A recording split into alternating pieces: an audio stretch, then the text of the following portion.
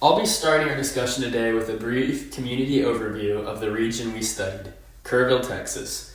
Kerrville is a charming, relatively small city located in Kerr County, right in the heart of the beautiful scenic hill country of central Texas. You can see its location on the map here. It's situated about 60 miles northwest of San Antonio. Currently, Kerrville has a population of just a little over 25,000 residents. A significant event in the community's recent history was a major flooding incident. The population most affected by this event included three main groups: the residents living in houses along the river, children attending summer camps in the area, and visitors along the river during Kerrville's popular 4th of July celebration. These highlight the close relationship the community has with the Guadalupe River. Kerrville floods so easily because of where it's located. It's right in Flash Flood Alley, which you can see on the map here. The green area shows the part of Texas that gets the most sudden intense flooding. Kerrville is right in the center of it. The region has really thin limestone soil, so rain can't soak into the ground, it just runs off immediately. And because the hill country is full of steep hills, all that water moves downhill fast and ends up in the Guadalupe River or nearby creeks. So even one heavy storm can make water levels rise way quicker than people expect. That's why flash flooding is such a big hazard in this region. Kerrville also has a lot of physical and infrastructure issues that make flooding worse. Flash flooding here is mainly caused by the area's geology. The area sits on thick limestone bedrock, which doesn't absorb water well at all, as said before. So when it rains, the water stays on the surface instead of soaking into the ground. Because of that, runoff builds up quickly and overwhelms the drainage systems. Streets and lower areas start flooding almost immediately, even during shorter or moderate storms. Another issue is the flood warning system. For years, Kerr County relied mainly on Code Red, which is an opt-in alert system. The problem is that people only get alerts if they signed up, so many residents never received warnings during major storms. FEMA's older maps also underestimated how big the flood risk was. On the map here, the striped blue and red areas along the Guadalupe River show the regulatory floodway, which is the highest risk zone during flash flooding. The light blue areas are Zone AE, meaning they have a 1% annual chance of flooding. FEMA previously underestimated how widespread these flood zones were, which is why so many neighborhoods were caught off guard during major storms. The last hazard is how flooding affects the people in Kerrville. The July flood was one of the deadliest floods in Texas history, with over 100 people killed and many more rescued or displaced. Water was extremely fast, so a lot of people had almost no time to get out. Kerrville also has a lot of summer camps, like Camp Mystic, and they're all located near the Guadalupe River. That makes them especially vulnerable during storms. You can see the impact of the flood in the picture here. Emergency crews had to carry out large-scale rescue operations during the flooding, pulling people from debris and dangerous water. The fact that so many responders were needed shows how quickly the situation became life-threatening for residents. So our mitigation technique would be the use of low-impact development, the retrofitting of old buildings, and siren alarms for floods. So why this solution would fit Kerrville? Kerrville needs to rebuild a large amount of their urban infrastructure, so it would be pretty easy to incorporate these LID structures into new buildings, parking lots, or neighborhoods. And FEMA would not only give grants, but reduce the cost of flood insurance through many programs like the Hazard Mitigation Grant Program or the Flood Mitigation Assistance Program, which both of those would also help pay for the retrofitting of older buildings to make them have just newer, safer building codes, like raising foundations or maybe like more waterproof walls or roofs.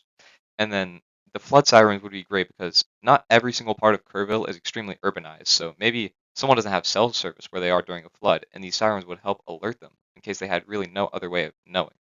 So why are these solutions better than alternatives? In the case of levees, they have two main problems of pushing floodwaters further downstream, or if there's too much water pressure, they would just break, or maybe they could be overtopped even. And the other system that Kerrville used during the last floods was their mobile alert system using Code Red Alert, and that only sent out warnings about an hour after the floodwaters started, so that really didn't help anyone. And the low impact development and retrofitting of buildings would just always be there, no matter what, it would always work. It would always at least help reduce some runoff, which is really the main goal. And then the sirens would be controlled by local officials who have info from the NWS, so they would easily be able to activate those sirens if needed. Thank you, William. I will now go into how our PMT addresses Kerrville's flash flooding hazard in 5 ways. So first, low-impact development slows down runoff before it reaches the Guadalupe River. Kerrville's thin limestone soils and steep slopes cause water to flow instantly, so LID directly addresses the fastest driver of flash flooding. Next, reducing strain on drainage systems is crucial. During the July flood, backed up drainage and outdated infrastructure made water rise within minutes. So LID will reduce the volume entering drains all at once, lowering the chance for overflow. We also want to include outdoor flood sirens, as most victims were in riverfront areas or at summer camps where people didn't see phone alerts. So sirens will provide immediate warnings in situations where seconds matter. Finally, retrofitting riverfront and camp structures strengthens the buildings in the exact zones identified as the most vulnerable. Elevated foundations and sealed structures reduce collapse risk and protect people who cannot evacuate fast enough or go to higher ground. Overall, our combined PMT directly matches Kerrville's specific hazards, which is a flash flood alley geography, rapid runoff, outdated warning systems, and high human exposure along the river. So how our mitigation technique actually works. Low impact development, which is a type of urban development that incorporates porous soils and plants wherever it can to just help reduce runoff, like in parking lots, neighborhoods, or city spaces, would have a lot of runoff directed towards them. And then they would even be able to filter out pollutants from said runoff so that when it does go back into the watershed, it would actually be cleaner. But these would mostly focus on just retaining the water as long as they can to help give people more time to get out if they needed to, or just retain the water in general so the flood never happens. And a lot of these ideas involve porous concrete, which actually just helps the runoff hit the concrete and seep in and then into the ground below so it doesn't hit the concrete and immediately become runoff like most other concretes do. And the outdoor sirens would just be able to notify anyone that's in wilderness settings if they didn't have access to cell service and didn't know there was a flood happening. And then the retrofitting and dry proofing of buildings would just be really useful to anyone who has like an older building who maybe needs to like get their roofs sealed better, raise their foundations just to help with like flooding. And then who would use it? So these low impact development structures would be used by anyone urbanizing an area. The retrofitting of older homes and buildings would be used by just any building owners who have an older building that withstood the last floods. And then the sirens would be used by the whole community and they would be activated by officials who have info from the NWS. So when these things would be used, low impact development and retrofitting of buildings is really always in place, so they're always going to be applicable to any just rain that happens in general, and the sirens could be used as needed by officials. Howdy, my name is Kaden Shipwash, and today I'll be presenting is the mitigation technique achievable in Kerrville. Kerrville is already planning major infrastructure updates after repeated floods over the past years, making it practical to integrate LID retrofitting methods into reconstruction efforts. So it is very realistic for Kerrville. The cost range between the LID varies in cost depending on scale, but it's generally cheaper than large structural defenses, and long-term maintenance is low because it relies on natural materials. For example, we'll be talking about a nearby city, San Antonio, that already actively uses LID along the rivers and creek systems to control stormwater, reduce pollutants, and slow runoff. These installations have proven effective even in large urbanized sections of the city. San Antonio operates in the same ecological and hydrological region, which is a proof of concept that it will work and it is achievable in Kerrville. The feasibility argument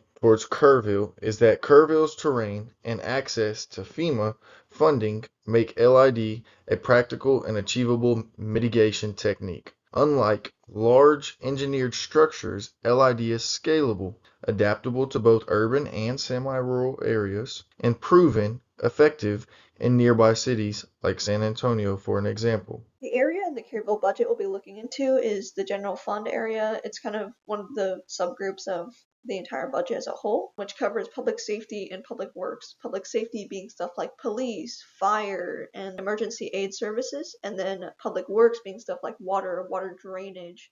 With the proposed budget for 2026, this portion of the budget takes majority of the projected revenue that comes into Kerrville at 38%, funds allocated specifically to general funds. Water funds added to the street and engineering funds underneath the general fund gives us about 22% of the total projected 102 million to work with, or about 23 million. Of course, we won't be using all of it for permeable pavement or alarm systems, but this math is just to show that Kerrville as a whole, if they go with the proposed FY 2026 budget, they have the funds to do it, and you can kind of conceptualize how much money they have and how much this could possibly cost if they were to go into it, and how Kerrville can handle it. Since permeable asphalt and concrete are cheaper than permeable pave, it's the one most likely to be used in the plan. And so I included the prices, with the low end being about $6 per square foot and then the high end being about $15 per square foot. With the $23 million allocated to water and streets, no doubt the area nearest and most urgently needed to be renovated with these updates can be implemented. If not now, then year by year is also possible. This is also only taking into account all the money that Kerrville has independently. There's programs like FEMA who provide financial aid on the update of these systems and the construction of these permeable areas.